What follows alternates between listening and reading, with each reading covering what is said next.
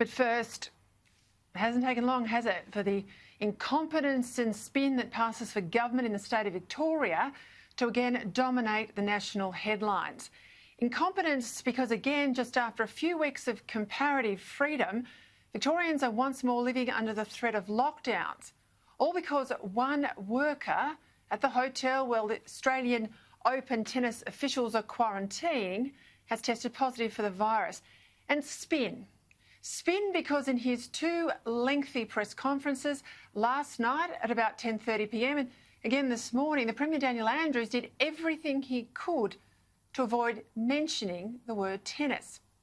Now, not to mention tennis, not to be upfront about why and how this virus has got back out of quarantine and into the Victorian community, because his government put the interests of a sporting fixture over and above the lives, freedoms and economic recovery of this state. All that speaks volumes for this clown's priorities.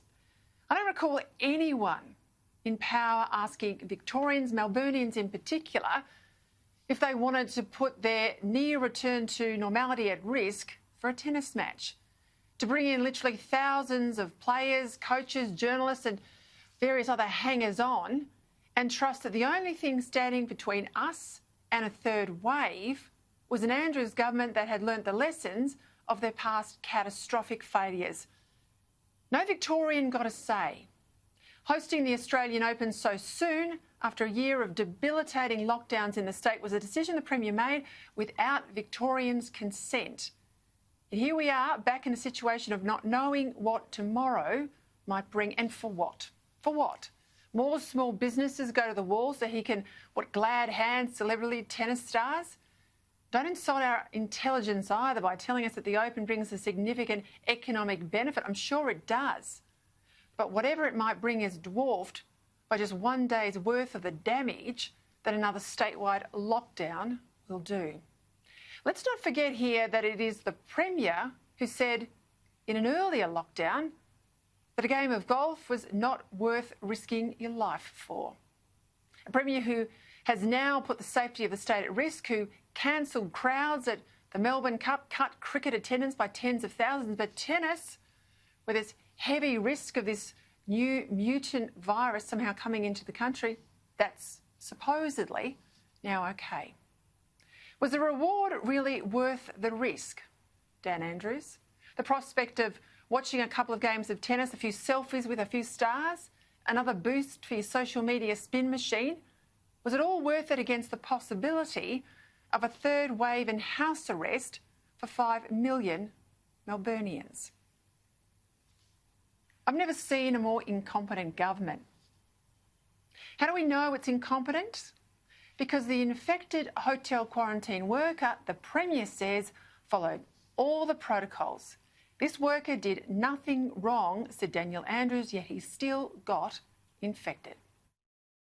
And now we have a worker who, despite following all the protocols and being, on the face of it, a model employee who took his responsibilities extremely seriously, and further evidence of that is the level of detail that he's been able to provide to us. He's been more than cooperative. He's been outstanding, and we're very grateful to him for that. So if it's not the quarantine worker, Premier, it's your system. It's a failure of your protocols and it's a failure of your judgment to host an event like the Open in Melbourne at this time. Now, as every one of us understands, all that stands between Australians and the devastation wrought overseas that we see from COVID is how good or not our hotel quarantine is. And even now, after millions spent on a useless hotel quarantine inquiry chaired by Jennifer Coate, this is a government that has not learned the lessons of past failures. If it did, we wouldn't be back here again. If it did, we would not be hosting the tennis. But then again, this is a government that couldn't even admit last year it had made mistakes. It couldn't even say who made the fateful decision to reject Army and Victoria Police support in these COVID hotels. Remember those hearings? One after another, highly paid ministers and public servants, all of them, $7 million worth of QCs, all of them had amnesia. It's a bloody joke.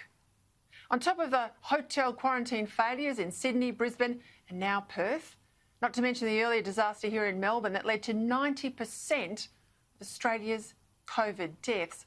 What's become pretty obvious is that there's no foolproof way to run quarantine in big city hotels. Just too many travellers, many of them infected, all cooped up too close together. Too many staff required to service them, staff who can't help mixing with others in the communities where they live, regardless of whether you stop them having a second job or not.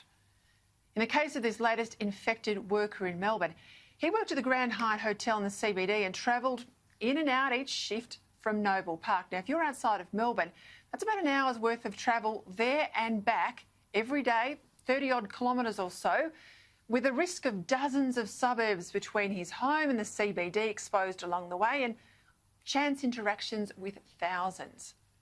There's a lesson here, isn't there?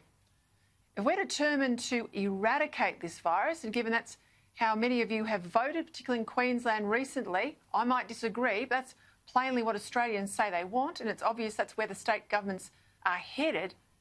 And if we want Australians overseas to have some chance of returning home, governments say must happen, then we need a system of quarantine that doesn't bring sources of infection into the heart of our biggest cities.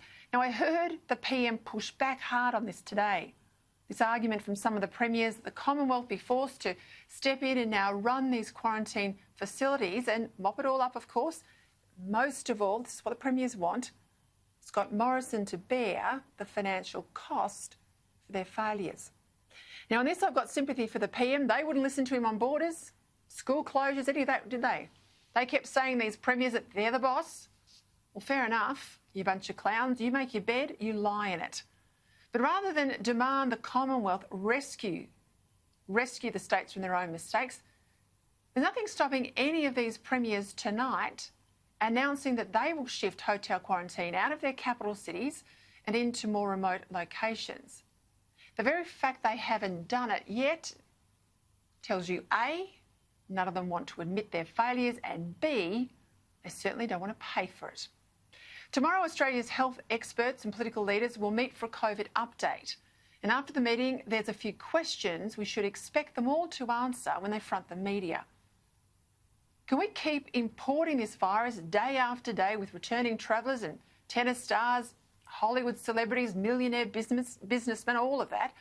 Can we keep importing the virus as we are and expect to keep it out of the community? Because the evidence is we can't. And given that the definition of insanity is doing the same thing over and over again but expecting a different result, isn't it beyond time that we revise how we run quarantine in this country? Should we go back to the system we had with those first evacuation flights out of Wuhan last February and put returning travellers into quarantine on Christmas Island and some of the remote mining camps, where the returnees and the staff looking after them were effectively isolated together? Is that what we should do? Is that the only way to ensure that returnees don't infect quarantine staff and quarantine staff don't get out and infect the general public? Given we're going to have these quarantine systems in place for at least a couple of years, isn't it now time to fix it all, particularly before we hit winter again? Should we cancel international sporting events? I think we should, until we can properly vaccinate our most vulnerable. Turning Australia into a COVID-free fortress, frankly, it's the last thing I want. But given the repeated failures in hotel quarantine, I don't see we've got any alternative if we are to avoid panicked premiers locking down our biggest cities on the back of these 1 or 2 COVID cases. Because that's what we've seen. Queensland over Christmas, WA a couple of weeks ago, this week now in lockdown, South Australia not so long ago, and of course today, Victoria. Because I can tell you one thing. Every Victorian I have spoken to says they cannot go through again what they went through in 2020. They can't. But nor can our national economy if you don't live in Victoria.